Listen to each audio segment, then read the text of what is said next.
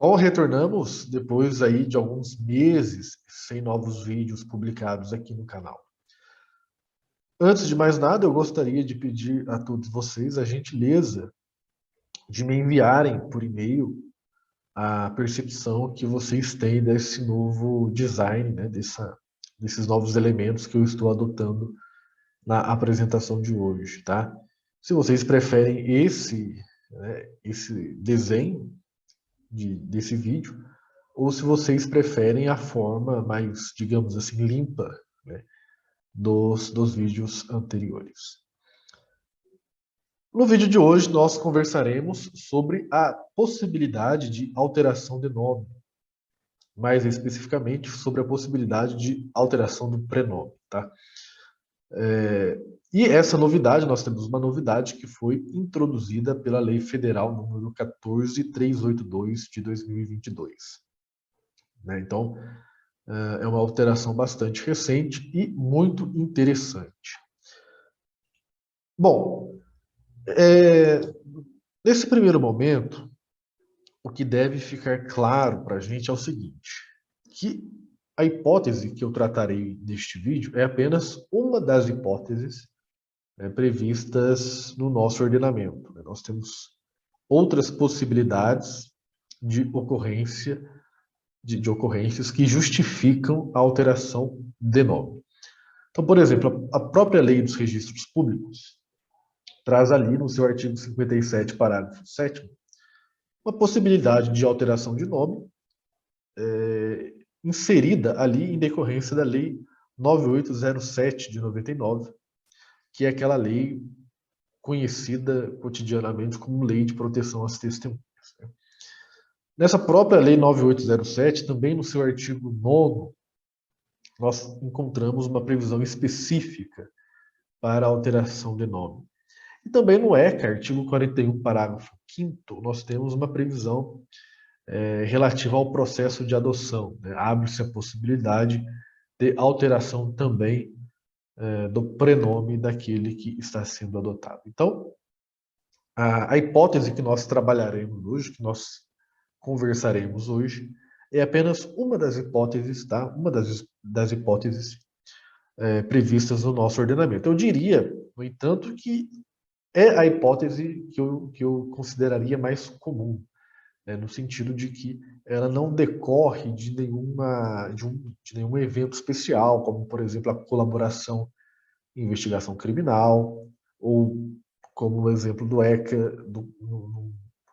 no caso de adoção. Né? Então, ela não exige uma dada ocasião especial que justifique a alteração. Trata-se, portanto, de uma alteração imotivada, e isso vai ficar bastante claro no decorrer da nossa apresentação. Bom, eu gostaria de destacar com vocês o seguinte. Então, nós vamos tratar da hipótese do artigo 56 da Lei de Registros Públicos, alterado pela Lei 14.382 de 2022. Artigo 56. A pessoa registrada poderá, após ter atingido a maioridade civil, requerer pessoalmente e imotivadamente, então vejam, não há um motivo específico para essa alteração do prenome, a alteração de seu prenome, independentemente de decisão judicial, e a alteração será averbada e publicada em meio eletrônico. Então vejam que esta, como eu disse, é uma possibilidade que eu digo comum, né? Uma possibilidade geral. Né? Não existe aí um motivo específico que justifique a alteração do nome. É alteração imotivada. Eu vou pegar meu vade-mecum aqui para nós compararmos com a redação anterior. Tá? Artigo 56. O interessado, no primeiro ano após ter atingido a maioridade civil, ou seja, quando ele atingiu os 18 anos, neste período, dos 18 até completar os 19 anos, ele poderia requerer a modificação do seu prenome. Tá? Poderá, pessoalmente ou por procurador, bastante. Então vejam que na redação atual não existe essa possibilidade, ao menos textual, do pedido ser feito por procurador. Alterar o nome, desde que não prejudique os apelidos de família, averbando sua alteração, que será publicada pela imprensa. Então vejam, na redação anterior, o que eu gostaria de destacar com vocês é o seguinte: a pessoa nós tínhamos um prazo de 1 ano, a partir do momento que nós completássemos, melhor dizendo, a partir do momento que nós completássemos 18 anos, nós teríamos um prazo de 1 ano para requerer esta modificação do prenome. Este prazo foi eliminado. Então, essa, para mim, é a grande modificação, porque eu entendo que esta restrição de 1 ano não era uma restrição proporcional, ela não era razoável, né? Porque nós podemos lembrar que o nome, ele é um direito da personalidade, está intimamente ligada à própria autonomia privada. Então, não havia sentido nesta restrição de 1 ano, né, neste prazo de 1 ano. Então, eu vejo que esta modificação trazida pela Lei 14.382 é muito bem-vinda, né?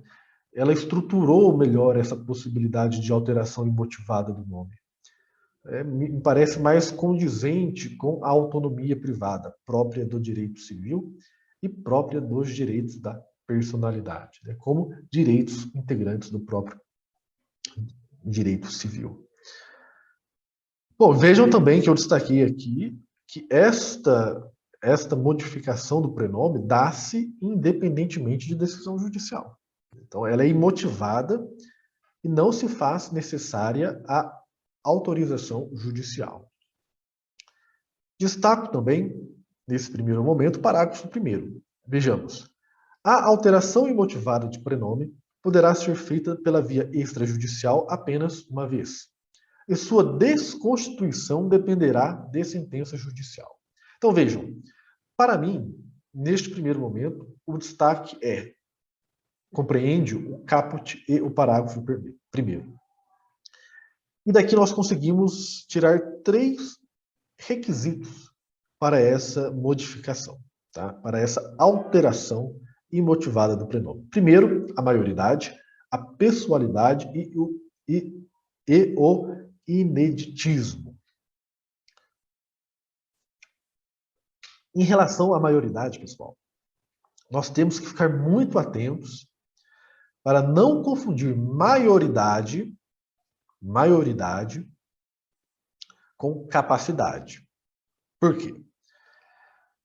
Pela dicção do artigo 56, o menor emancipado não pode fazer uso deste direito, porque a emancipação não antecipa a maioridade.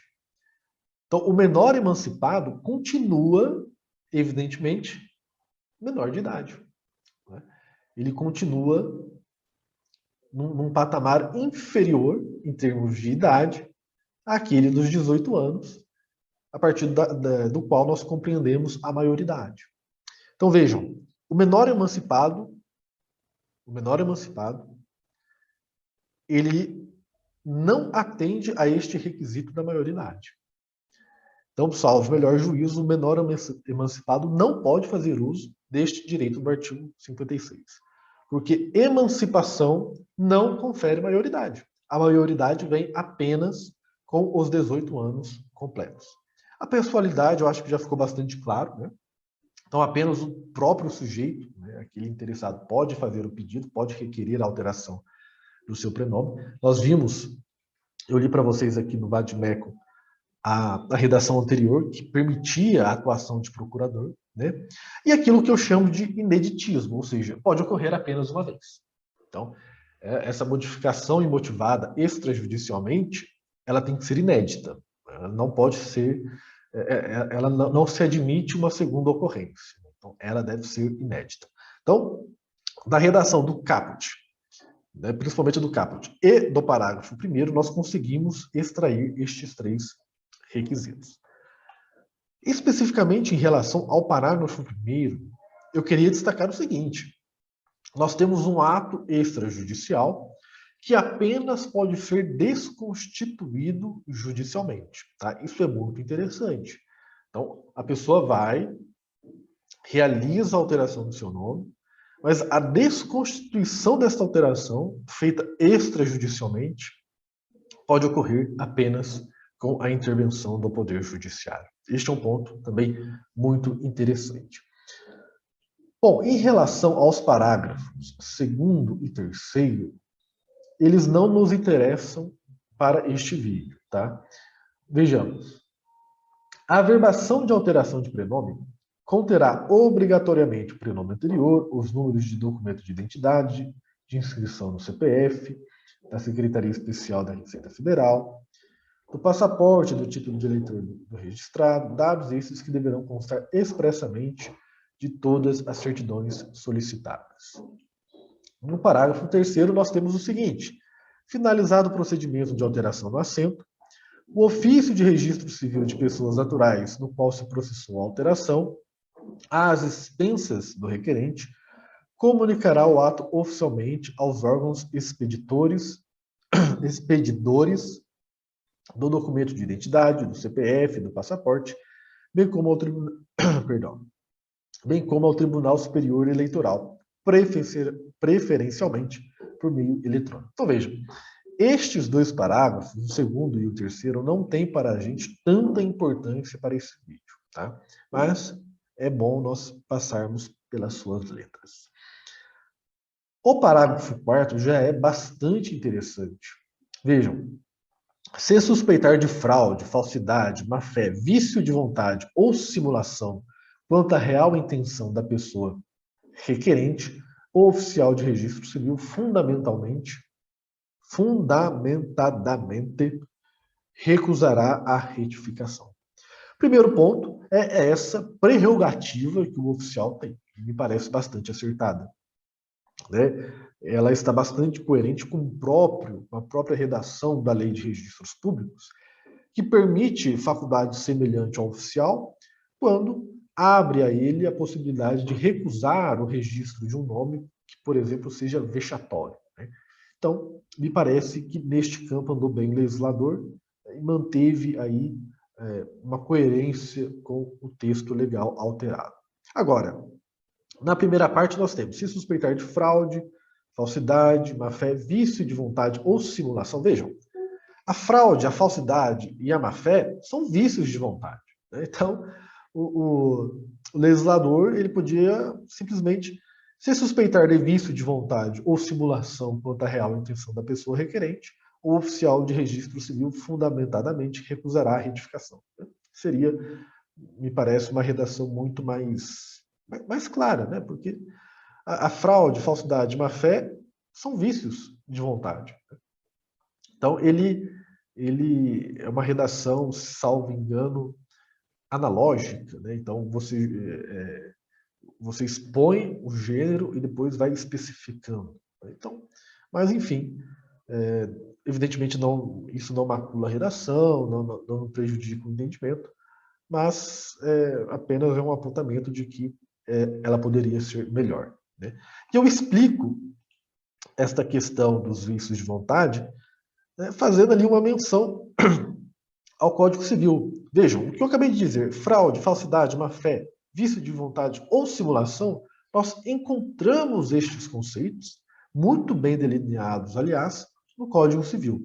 Então, dos vícios da vontade, erro, dolo, coação, estado de perigo, lesão ou fraude contra credores, nós encontramos no Código Civil entre os artigos 138 e 165. E a simulação nós encontramos no artigo 167. Então, ao fazermos a leitura deste parágrafo 4º do artigo 56 da Lei de Registros Públicos, é interessante nós folhearmos o Código Civil nestes artigos, né, que tratam sobre os vícios da vontade e também que trata sobre a simulação.